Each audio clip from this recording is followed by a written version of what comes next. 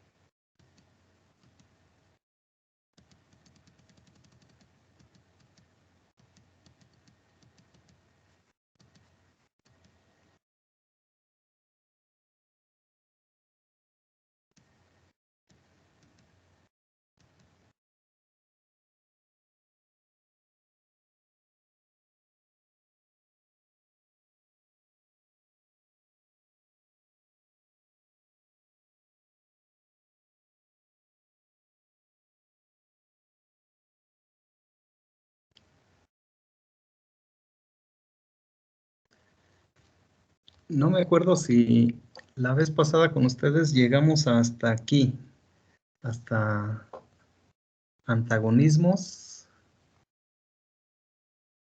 o nos quedamos un poco, no, creo que fue un poco más atrás. Creo que alcanzamos a ver algo hasta de deficiencias, ¿no? De la movilidad de los elementos, me parece que ahí nos quedamos. Y cómo entonces algunos pueden presentar deficiencias dependiendo de la movilidad que tienen los elementos en las plantas. Creo que ahí nos quedamos.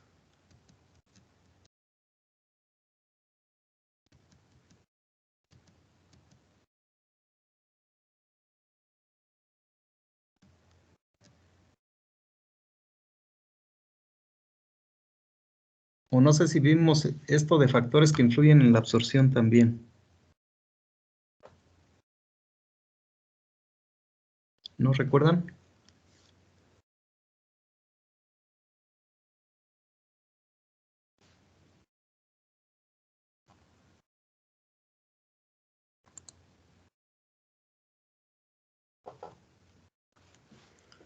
La verdad yo no estuve en la sesión de asesoría pasada, pero yo vi los videos de Ah, la semana pasada. Profe, no ok. sabría decirle. Bueno, sí, no había muchos hace 8 días. Entonces estuvimos viendo así generalidades, ¿no? De la primera parte de este tema.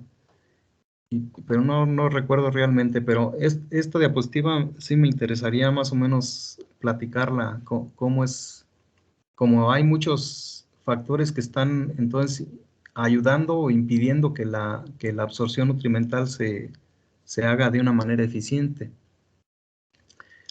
Entonces, de aquí voy a partir para ir contestando la inquietud de la compañera. Entonces, primero, recuerden que platicábamos que las plantas absorben los elementos como iones o como radicales. ¿Sí? Los radicales es una molécula con carga, y una molécula estaba constituida por dos átomos iguales o de diferente tipo, pero que tiene una carga, ¿no? Y también los toma como iones con una carga. Entonces, o puede ser radical o puede ser ion. Cuando es ion, por ejemplo, el potasio, que tiene una carga, el cloro tiene una carga, el sodio tiene una carga, el nitrógeno tiene una carga, el calcio tiene dos cargas positivas, algunos son aniones y otros cationes, ¿no? Entonces, pero hay elementos que pueden estar presentes en forma de divalente o trivalente, por ejemplo. Uno de ellos es el hierro o el fierro. Tiene dos cargas o tres cargas. La planta siempre va a preferir que el elemento tenga menos número de cargas. De esa forma la absorbe más fácil. Digamos como que la carga afecta. Entre más valencias tenga, afecta para que el elemento pueda ser absorbido más fácil o más difícil. ¿Sí? Entonces, la valencia del ion sí tiene que ver en la absorción. Entonces, el hierro se absorbe en la forma 2+, que sería la forma reducida. Y no tanto la forma oxidada, que sería la 3+. Y lo mismo así con otros elementos como los sulfatos. Los sulfatos pueden estar unidos a un hidrógeno y ya va perdiendo cargas entre más hidrógenos agarra, ¿no? Lo mismo los fosfatos. Entonces la valencia del ion ayuda o dificulta la absorción en ese sentido, ¿no? El oxígeno en la raíz. Las plantas tienen que tomar aire, tienen que oxigenarse en la raíz. Entonces, ¿qué sucede, por ejemplo, cuando se inunda un terreno? Y lo vemos muy claro, por ejemplo, en el maíz, ¿no? De repente hay gente que cultiva en terrenos bajos que en época de lluvia se inundan. Entonces esperaban que no lloviera para que no se inundara y por eso se animan a sembrar ahí. Pero resulta que llovió y que se mantuvo ahí el agua estancada un mes. Entonces empieza a ver, ya la planta no empieza a absorber porque la raíz no está respirando. Entonces la absorción se limita y empieza a haber deficiencias de nutrimentos. Entonces, después ya de una semana o de 15 días que está inundado, se empieza a poner toda la planta amarilla, ¿no? Hasta que finalmente, si dura mucho tiempo esa inundación, pues se seca. Y entonces, y en general casi todas las plantas, excepto el arroz o no sé, algunas plantas que generan ciertas estructuras que les permiten oxigenar por otra vía, entonces casi todas se van a morir. ¿Qué sucede cuando hacemos cultivo con solución? Hay, por ejemplo, unas técnicas donde pones tú un unicel, tienes una cisterna o como una tina impermeable donde metes la solución nutritiva, pones el unicel y encima las plantitas, ¿no? Cultivo en balsa, se le llama, o raíz flotante. Ahí, ¿cómo le hacemos para oxigenar? Pues tienes que proporcionarle oxígeno, agitar el agua, moverla para que se oxigene y que haya suficiente oxígeno para que la raíz esté respirando y tome oxígeno de ahí. Si tenemos un sustrato, el sustrato va a tener poros grandes y poros pequeños. Los poros grandes van a permitir la oxigenación, los poros pequeños van a retener humedad. Debe haber un balance entre macroporos y microporos para que tanto como tenga humedad como tenga oxígeno y la planta desarrolle de una manera correcta. Si no hay oxígeno en la raíz, la planta deja de absorber. ¿sí? Entonces, ese es otro factor. La temperatura del sustrato o del agua, ¿sí? Cuando la temperatura baja mucho, ¿sí? Las plantas dejan de absorber, ¿sí? Hay un rango óptimo de temperatura del ambiente de la planta, pero también en la raíz afecta esa temperatura. Entonces, si llega a estar muy fría el agua o el sustrato donde estamos poniendo nuestro cultivo, va a dejar de absorber y entonces va a manifestar deficiencias nutrimentales en algún momento. Entonces nosotros tenemos que checar que la temperatura de la solución nutritiva o del sustrato no sea muy baja. Nos acaba de pasar aquí teníamos en los invernaderos de posgrado, pusimos las tesis o los trabajos de los tesistas de este año, los pusimos en marzo, ya cuando pasaron, digamos, ya los fríos más fuertes. Entonces, en teoría, pues ya en marzo, pues ya hace calor, incluso la temperatura del ambiente del invernadero ya andaba en promedio en unos 23, 25 grados. Llega a veces a mediodía hasta 40 grados, pero que el sustrato usamos turba mezclado con perlita. Y y estaba muy frío. Entonces venían los muchachos, regaban en la mañana, a veces le daban otro riego a mediodía, pero el riego de la mañana mantenía frío el sustrato, es decir, que toda la noche estaba frío. En el almácigo donde tenemos el semillero, ponemos unas vigas y unos tabiques como blocks, y encima de los blocks unas vigas de acero, y encima las charolas. Pero digamos, ahí donde notamos que había más problemas de temperatura, estaban como a 10 centímetros arriba del suelo. Y tiene una cubierta de ground cover blanco, pero es blanco, entonces no permite que se caliente. Entonces, la parte del suelo estaba muy fría. Y esto entonces provocaba que las plantas estuvieran frías y se empezaran a calentar hasta después de mediodía. Y el sustrato le medimos la temperatura y tenía 6 grados. Entonces, en el jitomate, 6 grados en el sustrato durante día y noche, entonces estaban afectando la absorción y se empezó a manifestar deficiencia de fósforo. Es uno de los primeros elementos que se manifiestan cuando la temperatura del agua o del sustrato está muy baja y empezaron a ponerse moradas. Entonces, ¿cuál fue la parte del remedio? Fue no rieguen tan temprano, mejor rieguen, procuren que también el agua ya esté más calientita, entonces regar a mediodía con suficiente humedad, pues para que al otro día no vaya a faltarle, ¿no? Y de esa forma se fue recuperando un poco. Ya llegó el momento del trasplante y ya en el invernadero donde se puso las plantas, ya no teníamos ese problema, ¿no? Y empezaron a corregirse, ya desarrollaron de una manera normal. Entonces, temperatura, ojo, es muy importante. Hay veces que las cisternas, cuando hacemos hidroponía, van enterradas. Aquí en esta región se acostumbra a hacer cisternas de concreto y ya de ahí jalar el agua, ¿no? Pues en el suelo se enfría mucho más el agua que si la tenemos en un depósito que le está dando el sol durante el día o durante una parte del día. Entonces, ojo con ¿sí? En la hidroponía es muy importante estar checando la temperatura, ¿no? Y eran trabajos de posgrado estos, ¿no? Entonces, nos dimos cuenta, pues, midiendo cómo estaba el sustrato, cuando ya vimos la deficiencia en las hojas, ¿no? Carbohidratos y luz disponibles. Si la planta está haciendo fotosíntesis, está absorbiendo luz, está generando carbohidratos, ¿de acuerdo? Convierten la luz en energía química, ¿no? Entonces, para que ocurra esto, tiene que estar la planta absorbiendo de abajo, tiene que estar transpirando, tiene que tener los estomas abiertos, y entonces hacer el flujo de gases, pero a su vez estar jalando los elementos del sustrato o de la parte de la raíz. Si la planta deja de fotosintetizar por algún problema ambiental, ¿sí? Deja de haber absorción. ¿Ok? Entonces, la absorción está en función de que la planta esté realizando su proceso metabólico de fotosíntesis de manera normal, ¿no? Interacciones entre iones.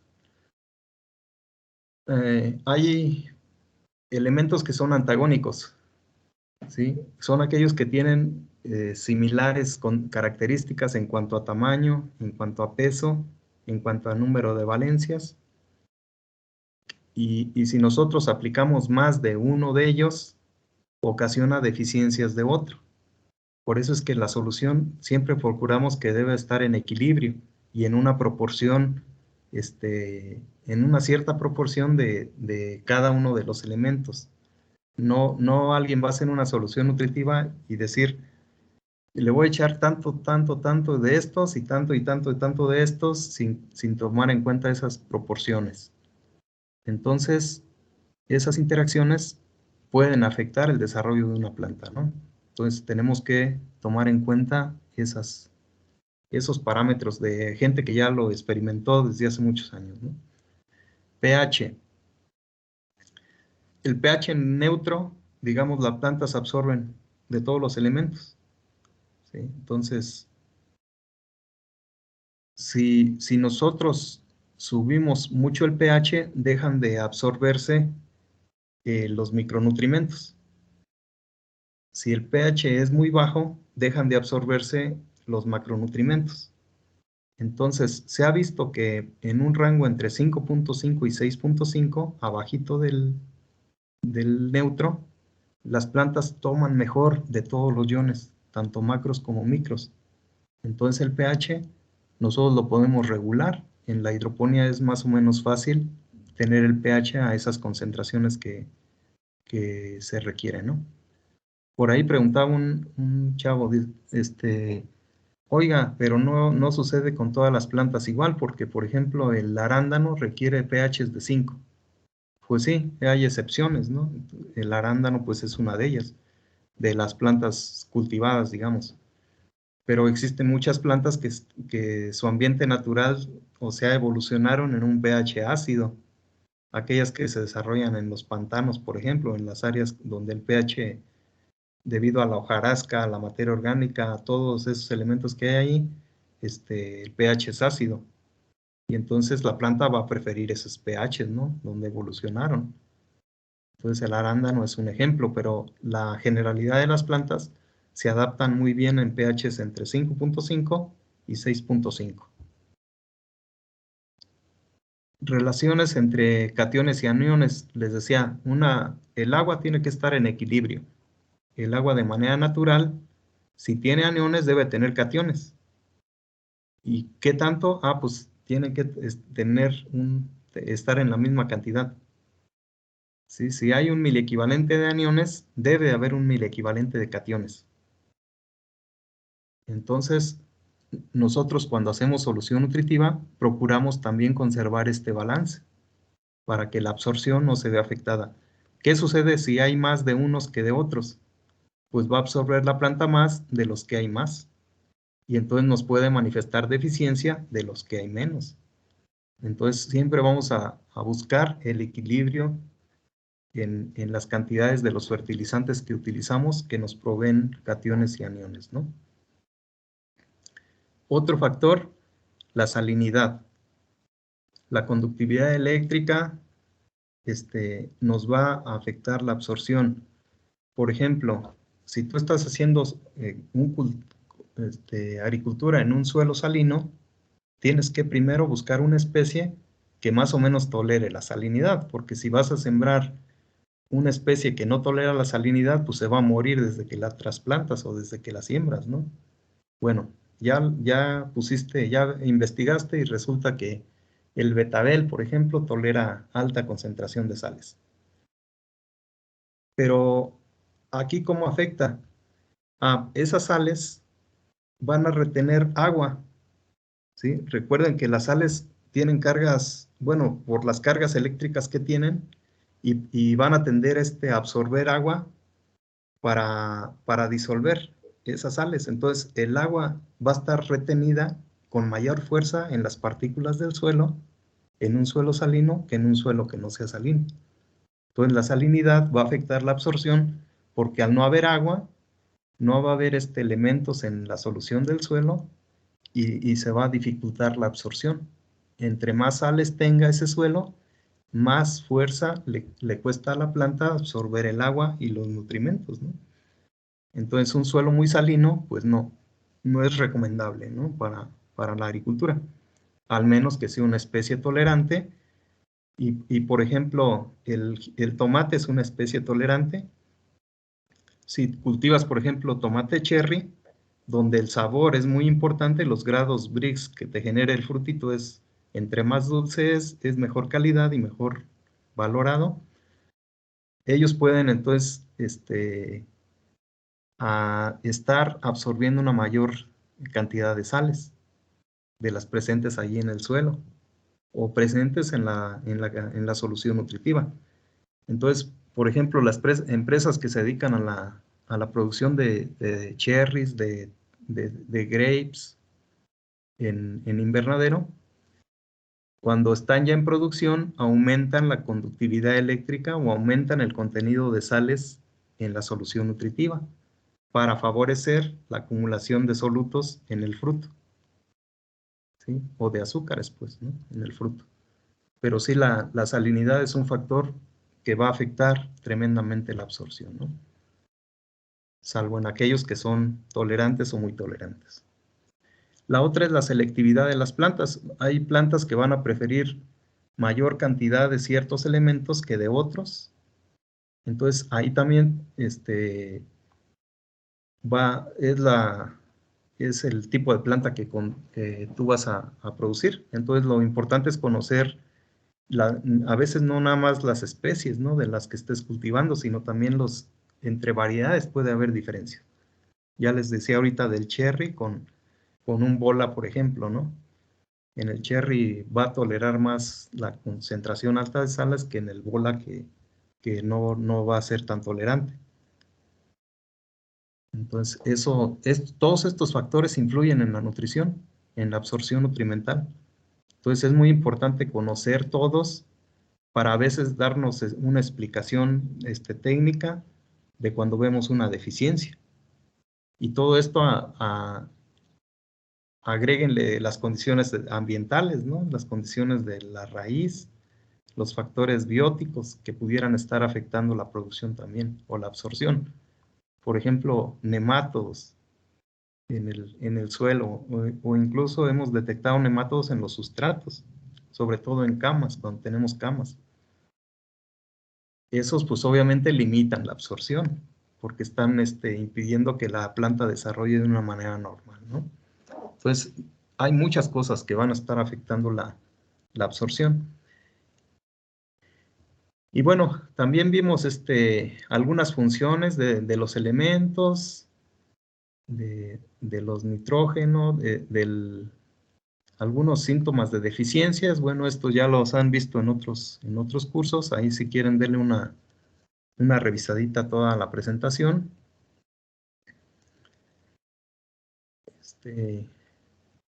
Para que, bueno, se empapen un poquito, ¿no? De esta parte también.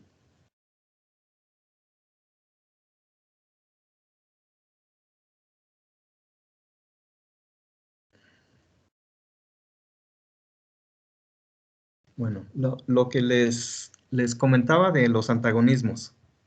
Entonces, cuando un elemento se parece a otro, por ejemplo, el nitrógeno en forma de amonio se parece al potasio. Entonces, si tienes exceso del nitrógeno, puede haber deficiencia del potasio o viceversa, ¿no? Si tienes exceso de potasio, puede haber deficiencia de estos otros. ¿Sí? Generalmente van relacionados aniones con aniones o cationes con cationes. ¿Sí? Estos son cationes. Bueno, el nitrógeno en forma de amonio, ¿no? Calcio, magnesio, magnesio con calcio, calcio con boro, hierro con manganeso o manganeso con hierro, ¿no? Esos son antagonismos de los que les hablé. Cuando tenemos exceso de uno, hay deficiencia de otro. Algunas cuestiones de cómo la planta prefiere a los elementos. Entonces, en soluciones acuosas, que serían en soluciones nutritivas, o bien para que la planta pueda absorber del suelo, de un suelo natural, los elementos tienen que estar disueltos en la solución del suelo. Esa es una regla, ¿no? Si no, no los puede absorber. Entonces aquí vemos, por ejemplo, cuáles la planta los absorbe de una manera más fácil que de otra. Entonces, por ejemplo, en los cationes, los que tienen carga más pequeña, la planta los absorbe más fácil que los que tienen dos cargas. Eso ya se los había comentado, ¿no? En los aniones lo mismo, vean, los que tienen una carga, ¿sí? Los absorbe mejor la planta que los que tienen dos. O a veces también los que van en molécula, ¿no? Aunque no necesariamente, porque aquí el nitrato lo absorbe más fácil. Aquí es por la carga que el fosfato, ¿no? El fosfato, si pierde un hidrógeno, se transforma en dos cargas aquí también. ¿Sí? Entonces, sulfatos, fosfatos son los de más difícil absorción. En este caso, bueno, esta es difusión. Movimiento a través de la membrana. Los cationes, ¿sí?, van a tener mejor movimiento. El caso de este es amonio, potasio, magnesio, calcio y sodio. ¿Sí? Por algún mecanismo, la planta, ¿sí?, los absorbe mejor, ¿no? En este orden. ¿Sí? Puede ser que el sodio sea una molécula más grande, ¿sí?, que sea que tenga unas ciertas características, que la membrana no lo deja pasar tan fácilmente, además de que el sodio en altas concentraciones es tóxico para la planta.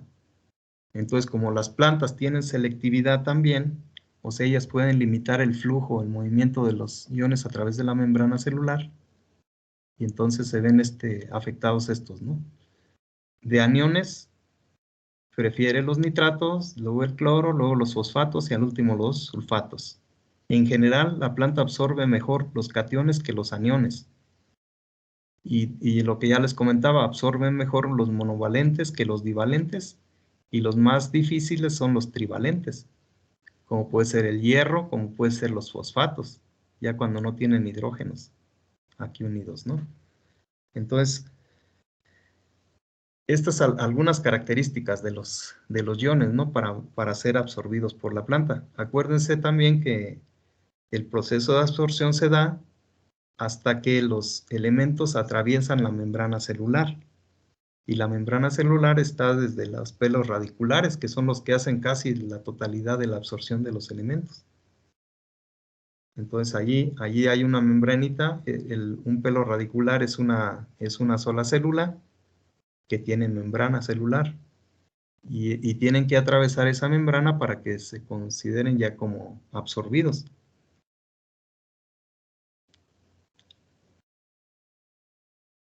El oxígeno, pues decíamos que era muy importante, ya les comentaba allí algunas de las situaciones. En cultivo en solución, como ese que les decía de cultivo en balsas, requiere 4 miligramos por litro, 4 partes por millón de oxígeno disuelto en el agua.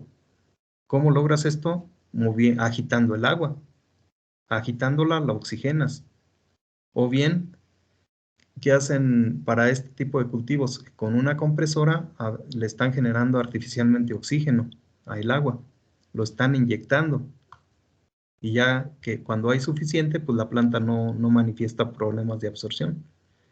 En cultivo en sustrato, debe haber poros que permitan la oxigenación. ¿Qué tanto? Por lo menos 12% en el sustrato. Lo ideal es de 15 hasta 25%. ¿Sí? Pero bueno, digamos 12 es lo mínimo. ¿Qué sucede si falta oxígeno en la parte de la raíz? Como nosotros aplicamos nitratos con la solución nutritiva, a falta de oxígeno se convierten en nitritos, que son tóxicos para la planta. Si sigue faltando oxígeno, ¿sí?, se convierten en óxido nitroso.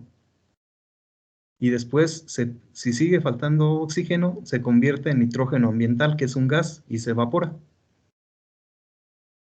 Entonces es muy importante, ¿sí?, que tanto en la solución, en un cultivo en solución, como ese cultivo en balsas, o como un sustrato, tengamos suficiente oxígeno. ¿Qué tanto? Pues aquí están las cantidades, ¿no? ¿Qué sucede? Porque se han hecho experimentos del efecto de la falta de oxigenación. Entonces vean, esto es en un sustrato. Si tenemos 20% de oxígeno o de poros grandes que permiten la oxigenación en el sustrato, la absorción de estos dos elementos está al máximo. Si reducimos el porcentaje de oxigenación a 5%, se reducen los dos. El fosfato mucho más, casi a la mitad. Si aplicamos menos cantidad de oxígeno, se va limitando, ¿no?, la absorción. Y esto pues ya nos va a ocasionar un problema en la planta porque ya no va a desarrollar como queríamos, ¿no? Entonces el oxígeno es muy importante. Aquí, bueno, aquí viene un efecto igual de la temperatura del sustrato. Y vean cómo a medida que la temperatura cuando es baja, este es jitomate, cuando la temperatura es baja, la acumulación de potasio ya en el peso seco de la planta es limitada. Si aumentamos la temperatura, se va aumentando la absorción de nitrógeno y lo va acumulando, ¿no?, en su materia seca. Y aquí sí, si tienes más nitrógeno, si tienes una solución con más potasio, perdón, se va a absorber más que una que tiene menos concentración. Entonces la temperatura y la concentración mejoran el peso o la acumulación de este elemento en la materia seca de la planta, hasta un límite, porque si se dan cuenta aquí ya no va siendo casi exponencial, sino que se empieza a inclinar la curva, ¿no? Y ya después, aunque aumentes mucho la concentración, pues esto va a llegar a un tope. También si aumentas mucho la temperatura, aquí por ejemplo, ya está llegando a los 30 grados, ya está llegando a su máximo.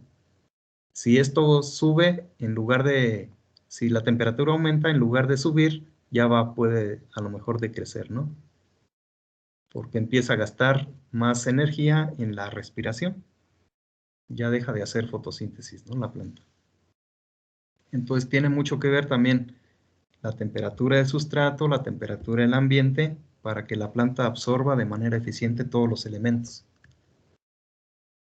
Y aquí es lo mismo con fósforo, aquí con 3 concentraciones, se va a mejorar la absorción mientras más haya ahí, ¿no? ¿Sí? La planta va a jalar un poco más si tiene más, ¿sí? Y también a una temperatura adecuada, pues la acumulación de materia seca va a ser mayor, ¿no?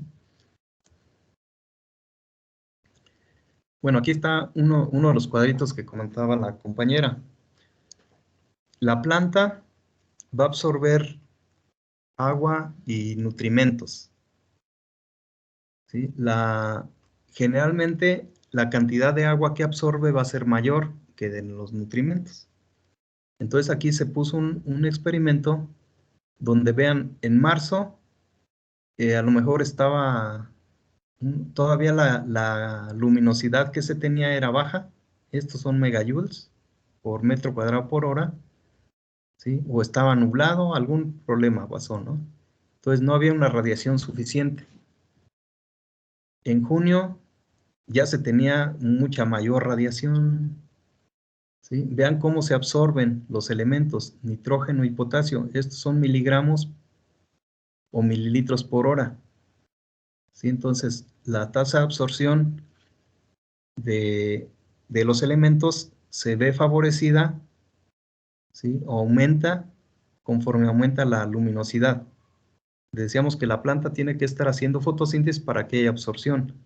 Si no hay radiación suficiente, la fotosíntesis es más baja. Si hay más radiación, mientras no cierres tomas, va a haber mayor absorción. Y esto vemos bien aquí en el agua, ¿no? ¿Sí? Cuando había menos radiación, absorbe menos cantidad de agua que cuando hay mucha más radiación. Aquí vemos las relaciones. Si dividimos este valor del nitrógeno entre los litros de agua o los miligramos de agua, nos da 0.18. ¿Sí? Para potasio 0.3. Pero vean acá abajo, hacemos lo mismo y vean la cantidad de agua que absorbió en esta ocasión. Entonces la planta, entre más radiación haya, más calor más calorcito haya, va a estar jalando agua de abajo, ¿no? También jala nutrimentos, pero entre más calor, más agua que nutrimentos. En proporción, aquí lo vemos, ¿no? En este experimento. Siempre va a haber más absorción de agua que de los nutrimentos, aunque necesite más nutrimentos, ¿no? De todos, primero tiene que estar hidratada la planta para que pueda seguir funcionando bien. Entonces, en la hidroponía no es la excepción, porque de repente, equivocadamente, algunos dicen, es que en los invernaderos se gasta menos agua. Y no, no es así. Se hace más eficiente el uso del agua. ¿Qué quiere decir? Que con 1 litro de agua o con 1 metro cúbico de agua voy a tener mayor cantidad del producto de interés que si lo hago en campo.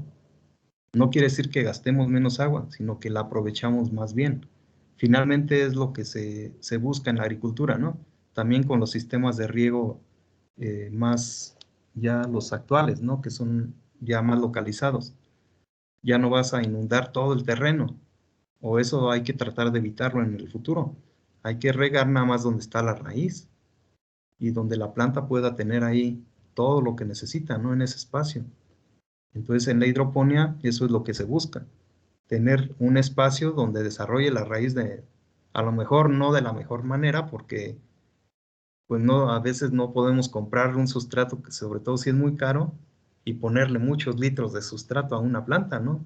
No, ahí tenemos que usar el mínimo para ahorrar, pero el mínimo suficiente para que la planta desarrolle su raíz y haga el proceso de absorción de una manera eficiente, ¿no? Entonces son cuestiones que tenemos que cuidar en la hidroponía, ¿no? Entonces, que esa agua, cada mililitro de agua que absorba, que sea de utilidad y nos genere el producto de interés más fácil, pues con menos volumen de agua, ¿no?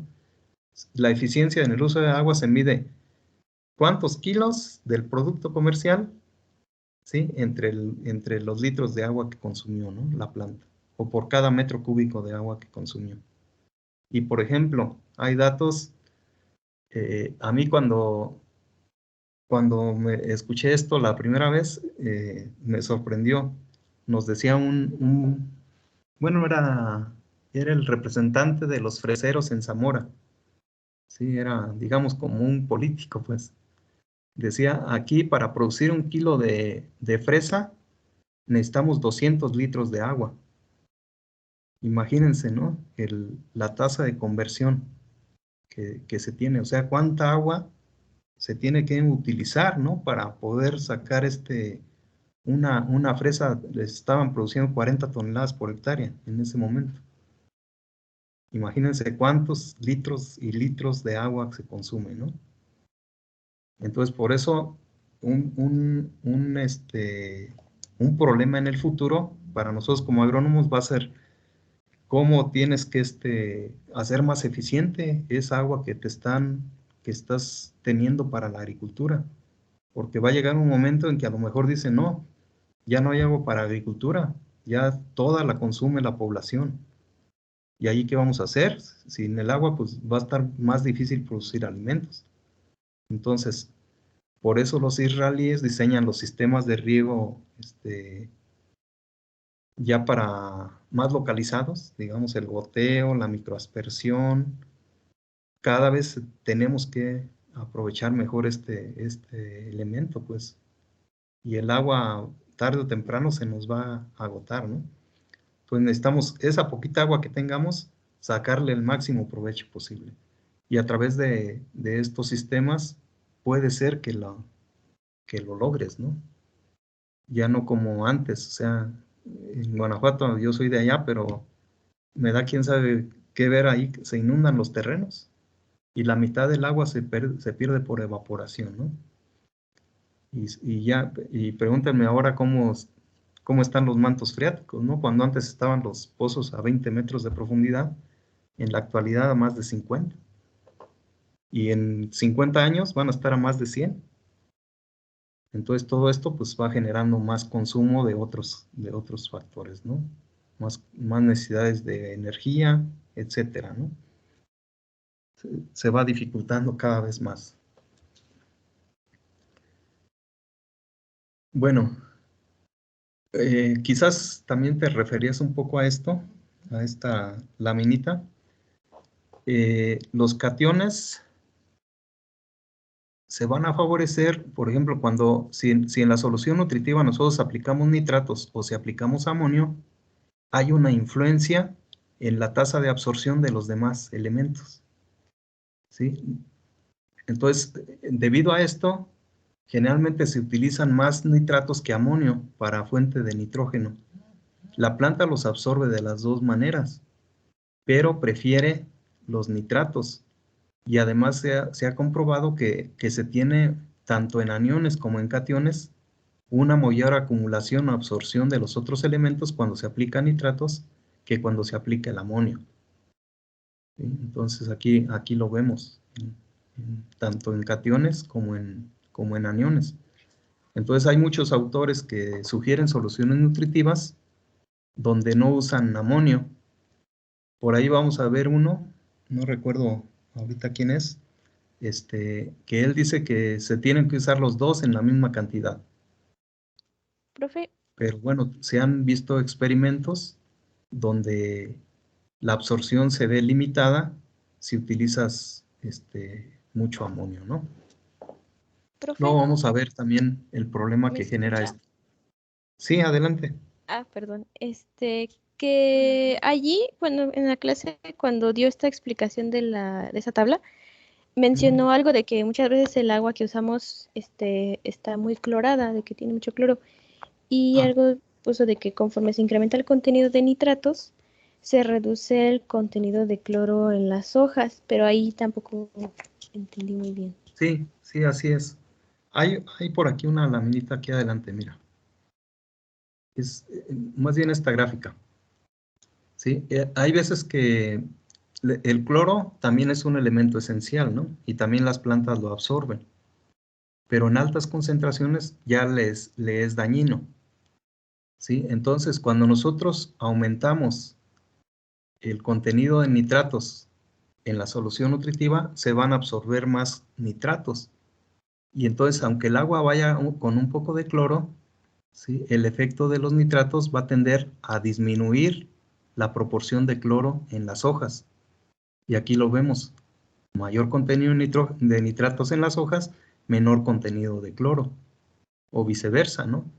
Entonces la nutrición con nitratos te baja o te va a ayudar a reducir el posible efecto de un agua con cloro. Entonces, ¿por qué? Los dos son aniones de una valencia. Entonces, son como cuando aumenta la concentración de uno, del otro disminuye. Son antagónicos, digamos, ¿no? Estos dos elementos. ¿Cuál nos interesa a nosotros? Pues los nitratos, ¿no? Porque la acumulación de nitratos en las hojas nos da materia seca. El nitrógeno forma parte de muchos compuestos en la planta, desde la clorofila, desde aminoácidos, desde en muchos compuestos, ¿no? que están presentes en la planta se ocupa nitrógeno. Y el cloro no tanto. Entonces nos conviene tener nitratos. Es otra explicación de por qué utilizar también nitratos en lugar de amonio, ¿no? Si llegas a tener agua con alta concentración de cloro.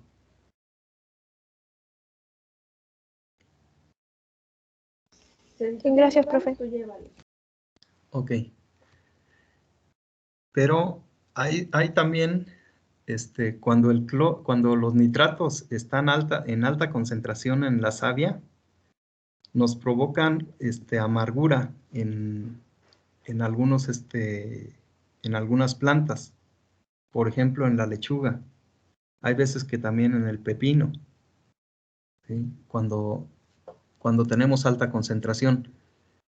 Y además, los nitratos, ya no se los comenté hace rato, pero los nitratos, cuando hay presencia de nitratos en el agua, hay una enfermedad relacionada para nosotros, para los humanos, en la sangre relacionada con los nitratos.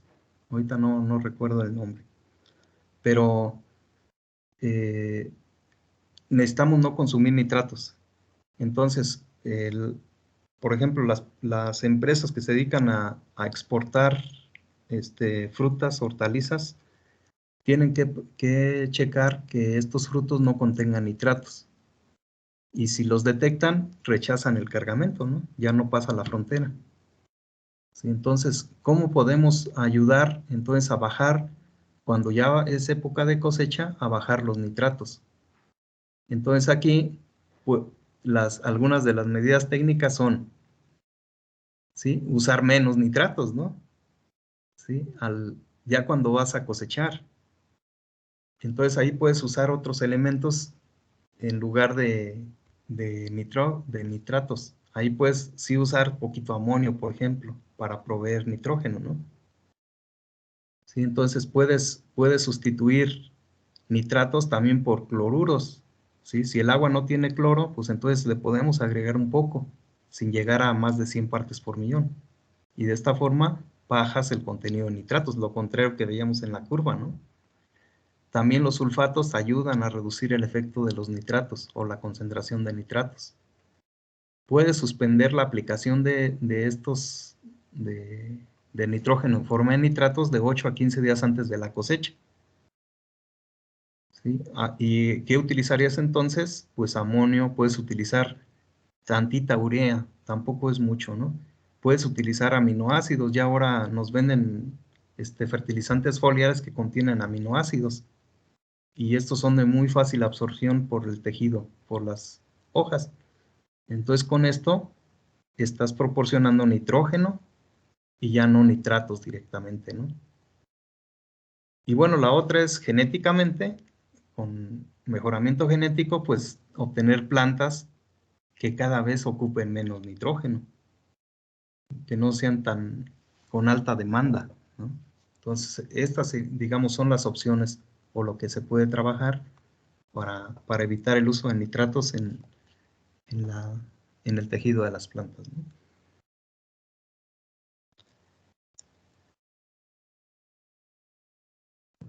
¿Qué otra cosa podemos ver? Bueno, lo de pH, pues ya algo hemos hablado al respecto.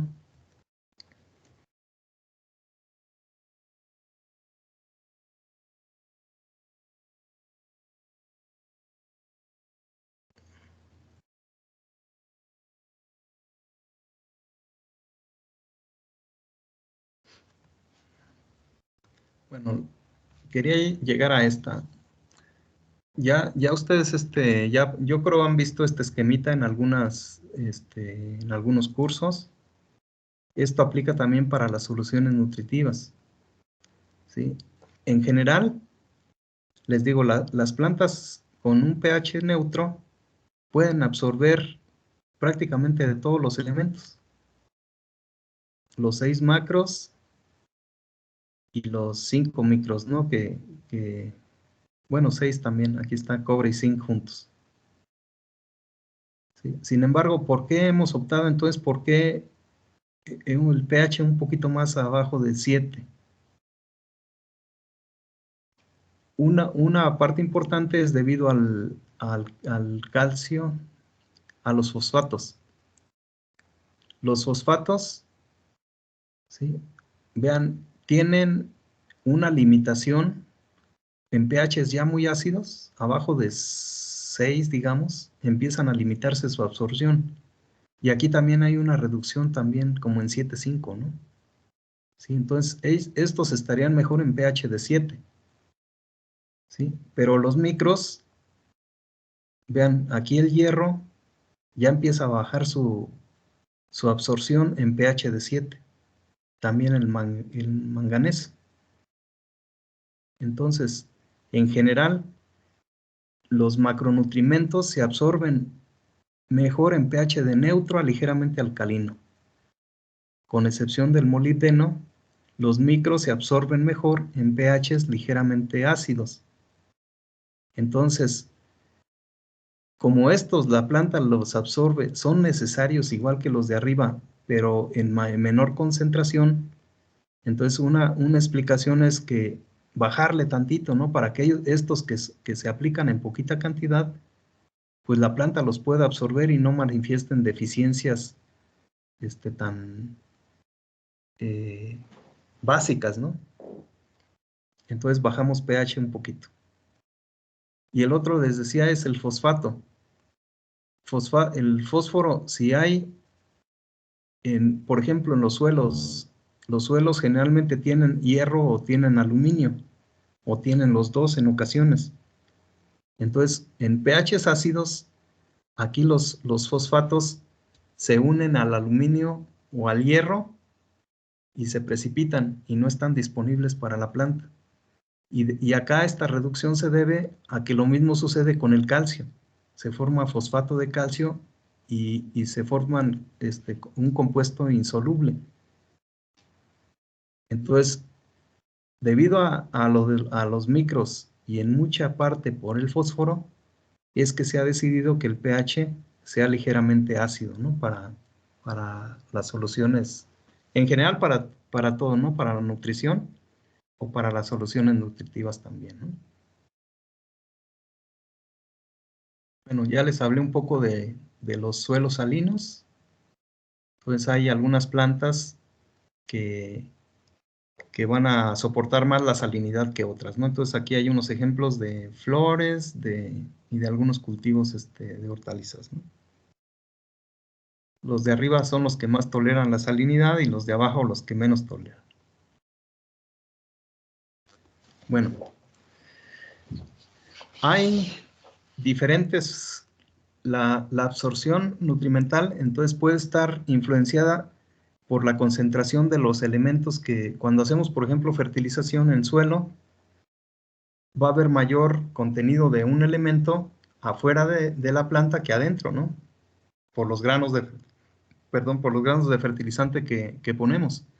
Entonces la difusión generalmente va a seguir un patrón así de velocidad o de cómo puede entrar a la planta, ¿sí? A mayor concentración, pues va a ser más rápida la entrada, ¿no? Por difusión, generalmente tiende a subir. Y la absorción también hasta un rango, hasta un punto donde ya, aunque aumente la concentración de los elementos, pues ya la absorción va a tener un límite, ¿no? Y esto va a estar debido a cuestiones genéticas.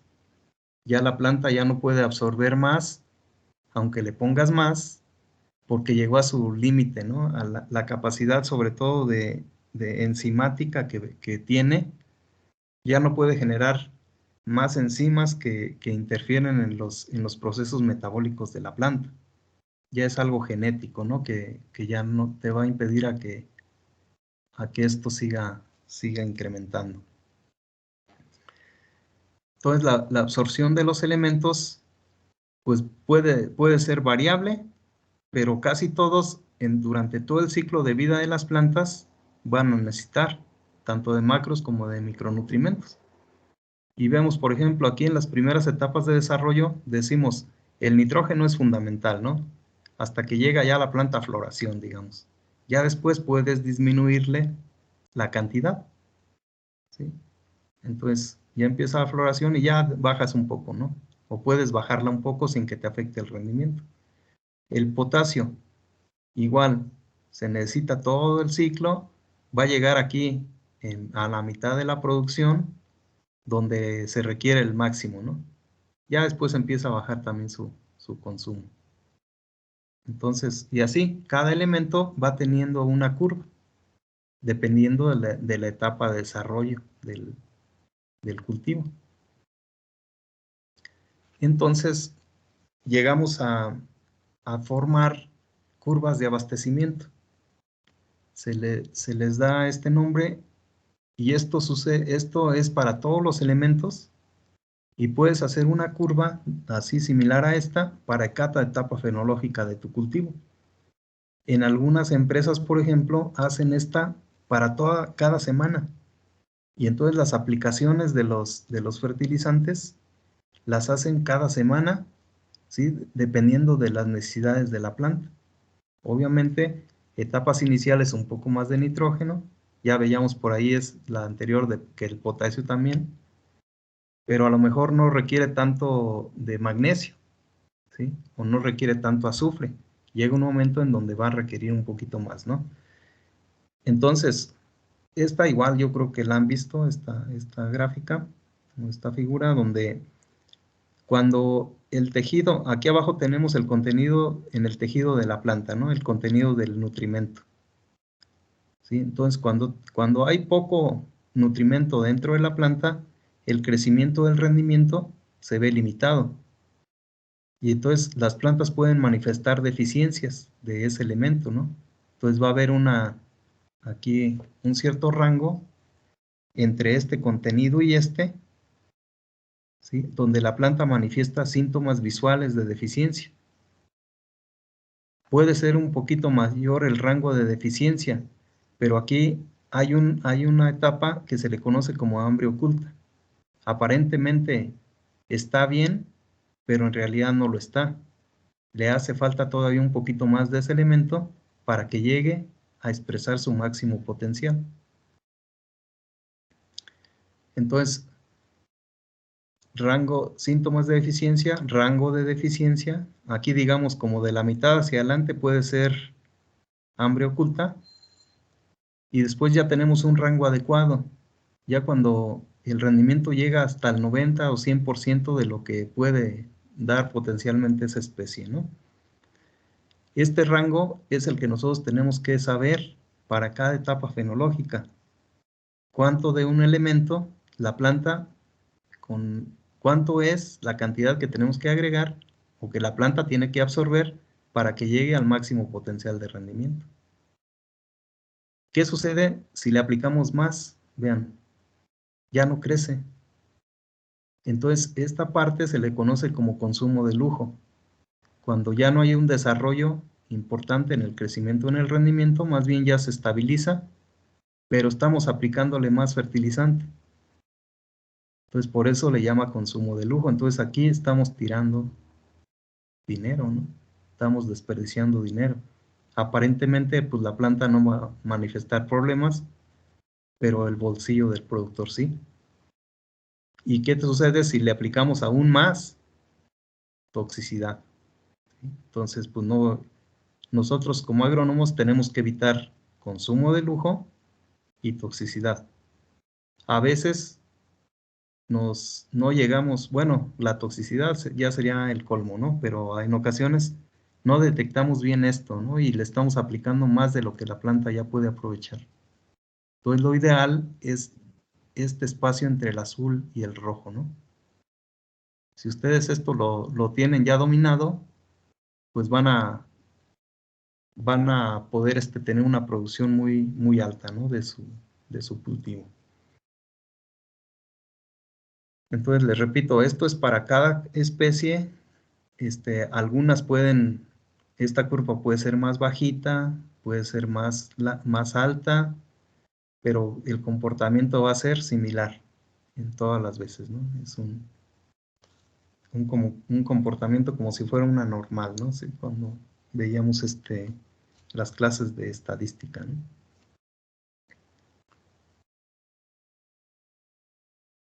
Ok, no sé si tengan alguna pregunta de esto.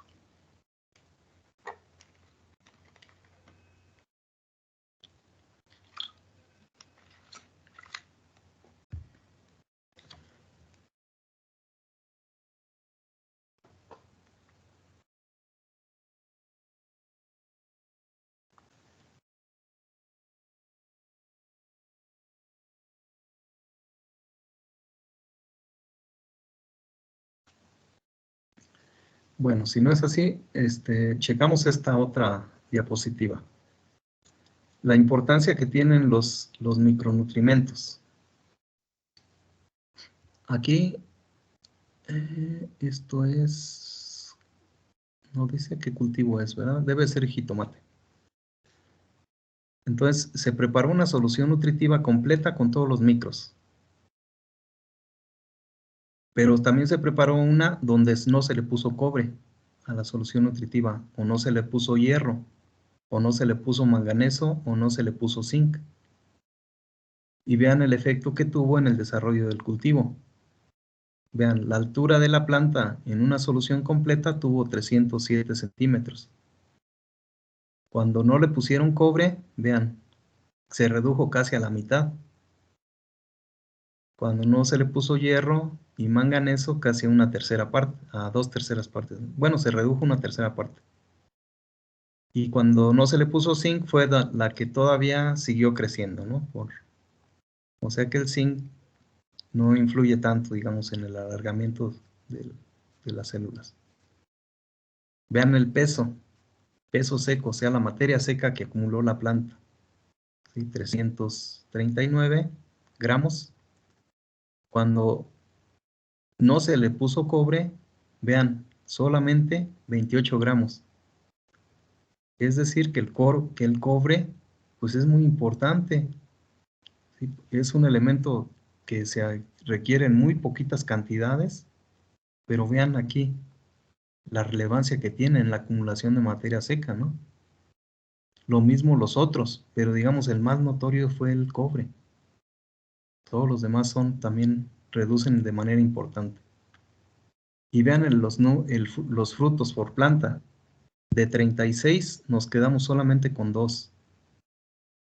Con el hierro solamente 10. Con el manganeso 8 y con el zinc 12. Entonces aquí tanto peso seco como rendimiento de frutos se ve muy restringido por la falta de cobre. Y ya el rendimiento de toda la planta, pues también aquí se ve el reflejo, ¿no? Entonces, con cualquiera de los micros, vean,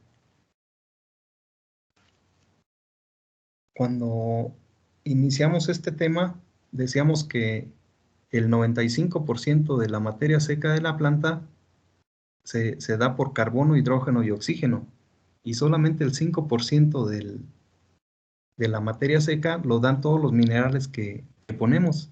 Y de esos, el nitrógeno era como del 3%, el, el potasio como del 1%, el calcio igual, ¿sí? Y de los micros era bien poquito, por eso se utilizan incluso hasta en partes por millón las unidades, ¿no? Pero vean el efecto en el desarrollo de las plantas.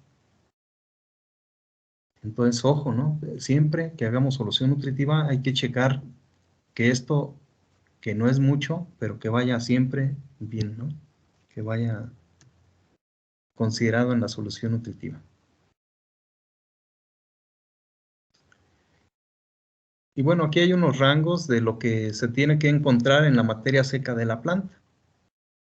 ¿Sí? Si ustedes están haciendo experimentación con esto, sobre todo cuando hace uno experimentos de nutrición, tienes que comprobar que la planta esté absorbiendo lo que tú estás fertilizando. Y entonces debes de hacer muestreos en el tejido de la planta y encontrar rangos como estos de aquí, ¿no? Si no encuentras estos rangos, quiere decir que la planta no está absorbiendo lo que requiere o que a lo mejor lo que tú estás aplicando no es suficiente o por ahí hay algún fenómeno que impide que la absorción se haya hecho de una manera adecuada. Y aquí están también entonces algunos valores para micronutrimentos y para macronutrimentos para jitomate. Hay un libro, el de Benton Jones, que se llama Principios de Nutrición Mineral, en el cual encontramos en el apéndice datos donde vienen los rangos de deficiencias o los rangos óptimos que deben de tener en la materia seca muchas especies, muchos cultivos. ¿Sí? Ojalá y si lo pueden conseguir o al menos tener ese apéndice ayuda mucho, ¿no? Cuando ustedes vayan a trabajar en esto o cuando hagan trabajo de investigación en aspectos de nutrición.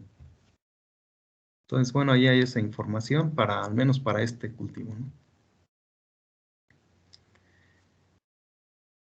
Y bueno, algunos autores han sugerido rangos mínimos, óptimos y máximos que soportan las plantas de los elementos que estamos aplicando en la solución nutritiva. Y aquí es donde les señalaba del azufre, vean. El azufre tiene un rango que que te puede, incluso aquí este autor señala que de 200 a 1000 es óptimo. La planta no va a tener problemas, ¿no? De nitrógeno también es amplio, ¿sí? Potasio y calcio ya no tanto, pero también es amplio, ¿no? Y acá vemos este otro que también, el óptimo de azufre en 400 y el máximo 1000, ¿no? Pero entonces por eso nosotros podemos utilizar, digamos, un poco el nitrógeno como comodín, un poco el azufre, ¿sí? Y son los elementos que, digamos, la planta no le afecta tanto, ¿no? Si están en una concentración relativamente alta, pues como ya pueden ser 1000 partes por millón.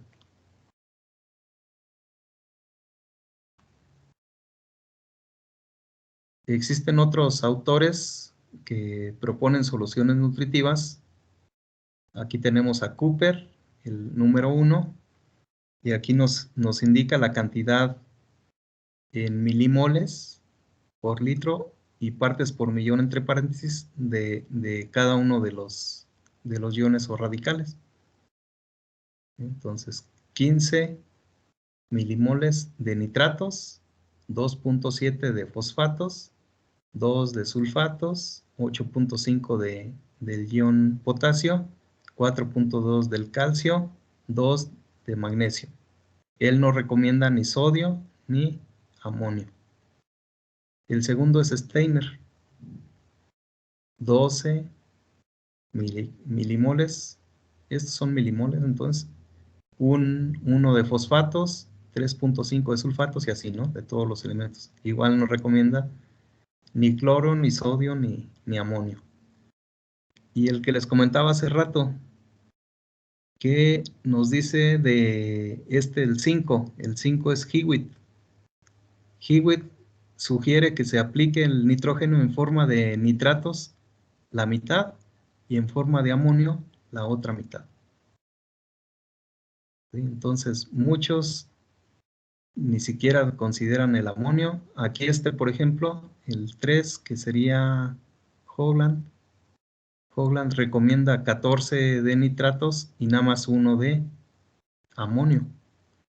Por ahí en el doctor Felipe, también él recomienda en una de sus soluciones nutritivas el uso de amonio, pero también en una proporción no tan elevada como ¿no? Que está al 50.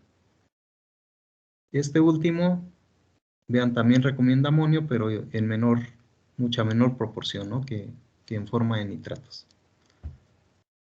Entonces, en las siguientes sesiones, lo que ya vamos a ver primero, formas de expresar concentración, que fue el tema que vimos hoy.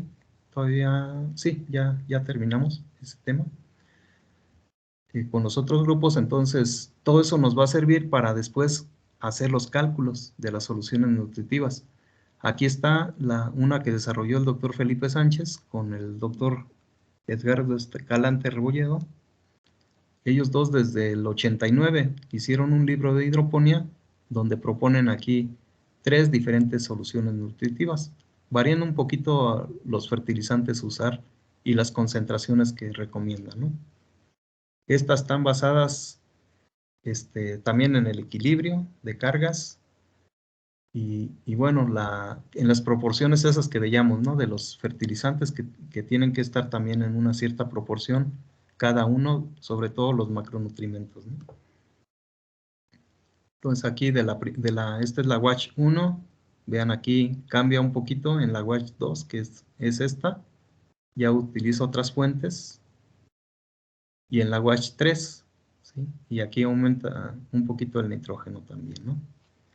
Entonces en la universidad, pues cuando hacemos prácticas con ustedes, generalmente utilizamos esta tercera para hacer la solución nutritiva.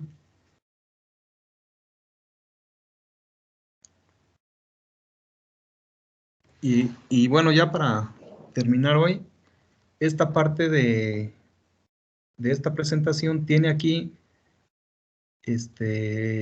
fuentes de fertilizantes que están en el libro de hidroponía del doctor Felipe. todas las fuentes de fertilizantes que se usaban en aquellos años. Y muchos de estos todavía se siguen utilizando, ¿no? Aquí está su fórmula química, peso molecular, el contenido de cada uno de los elementos en porcentaje, la solubilidad, esto es muy importante cuando hacemos soluciones concentradas. Entonces aquí hay varios fertilizantes.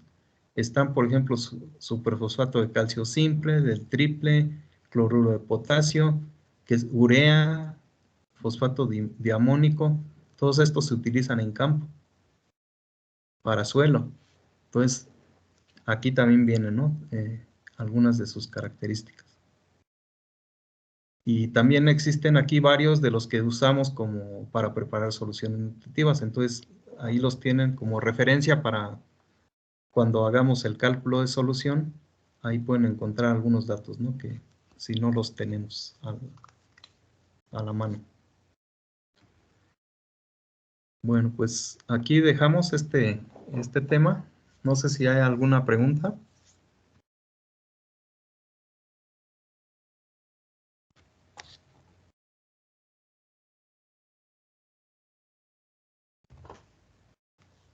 No, profe. Ok. Bueno, pues entonces nos vemos en la siguiente semana. Por ahí denle una revisadita a los otros temas. Ya de nutrición, igual traten de revisar los videos que vimos con los otros grupos. Fue más amplio, pues con ustedes estoy haciendo como un resumen muy, muy general, ¿no?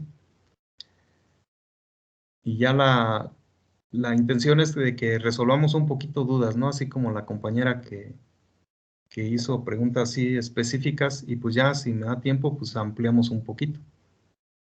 ¿Sí? No es pesado estar haciendo pues todo otra vez, no nos daría tiempo pues en una sola sesión, ¿no?